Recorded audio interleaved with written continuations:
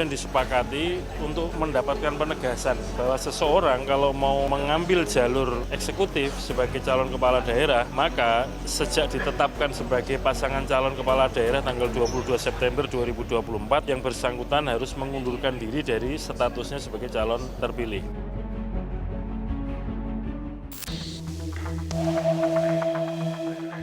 Pemilihan kepala daerah serentak rencananya akan dilaksanakan pada 27 November 2024. Rabu lalu di Gedung DPR MPR Jakarta, Komisi 2 DPR bersama Komisi Pemilihan Umum, Bawaslu, DKPP, dan Kementerian Dalam Negeri membahas rancangan peraturan KPU atau RKPU untuk Pilkada. Ketua KPU Hasyim Asyari menjelaskan, rancangan peraturan KPU yang menyebut jika calon legislatif DPR, DPD, dan DPRD terpilih wajib mundur jika ingin mengikuti pemilihan kepala daerah. Kemudian disepakati untuk mendapatkan penegasan bahwa seseorang kalau mau mengambil jalur eksekutif sebagai calon kepala daerah, maka sejak ditetapkan sebagai pasangan calon kepala daerah tanggal 22 September 2024, yang bersangkutan harus mengundurkan diri dari statusnya sebagai calon terpilih. Ketua Komisi 2 DPR Ahmad Doli Kurnia mengaku sempat menegur KPU karena sebelumnya memberikan pernyataan yang berbeda terkait persyaratan maju pilkada bagi caleg terpilih.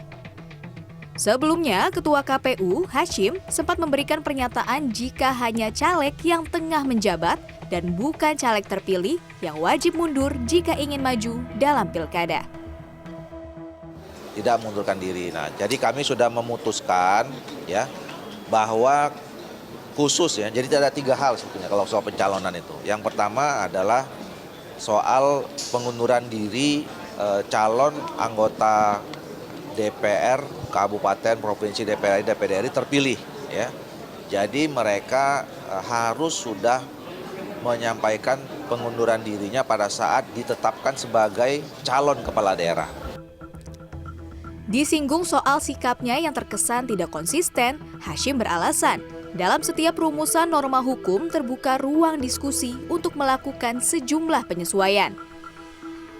Terkait tahapan Pilkada 2024, pendaftaran calon kepala daerah baru akan dibuka pada 27 hingga 29 Agustus 2024. Selanjutnya, penetapan calon berlangsung pada 22 September 2024. Saat penetapan inilah, calon legislatif terpilih yang ikut dalam Pilkada diminta untuk mundur. Dokumen pernyataan mundur harus diberikan paling lambat 5 hari seusai penetapan atau pada 27 September 2024. Artinya, caleg terpilih tidak dapat mengikuti pelantikan anggota legislatif yang rencananya dilaksanakan 1 Oktober 2024. Pengajar Hukum Pemilu Fakultas Hukum Universitas Indonesia yang juga anggota Dewan Pembina Perkumpulan untuk Pemilu dan Demokrasi, Titi Anggraini menjelaskan, KPU harus tegas dalam penyusunan aturan agar tidak ada celah bagi caleg terpilih untuk dilantik menyusul jika kemudian kalah dalam pilkada. Tidak boleh ada irisan antara status sebagai pasangan calon di Pilkada 2024 dengan status sebagai anggota DPR, DPD, ataupun DPRD.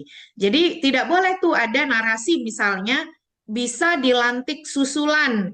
Misalnya karena kalah pilkada pada 27 November 2024, maka dia bisa dilantik menyusul supaya kursi parlemennya atau statusnya sebagai anggota legislatif itu tidak hilang. Itu sangat tidak dibenarkan dan merupakan sikap atau pilihan atau tindakan yang inkonstitusional. Selain penegasan aturan dalam PKPU, Titi juga berharap ada perbaikan dalam penyelenggaraan pilkada mendatang dengan memperhatikan evaluasi dari pemilu sebelumnya.